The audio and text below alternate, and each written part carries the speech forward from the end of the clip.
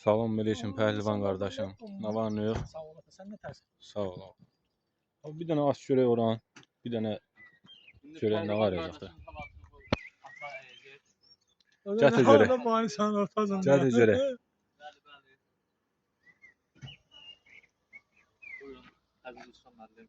Ordun dəsmal.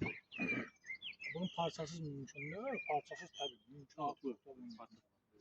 Parça da var, parça. Hem sizin şərəfinizə. Bismillah.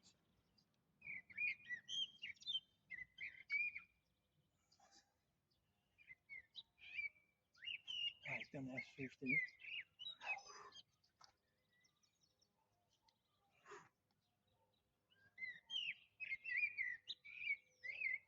Abi sen sarın böyle. Hayırlı olsun. Mismar da var burada. Var qardaş. Aha mismar da götürüp ya.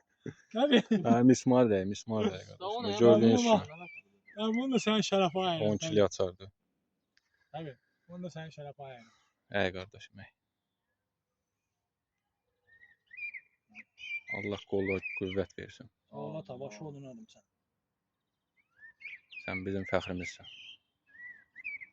Sağ ol lan kardeşim. Bu da senin mismarın.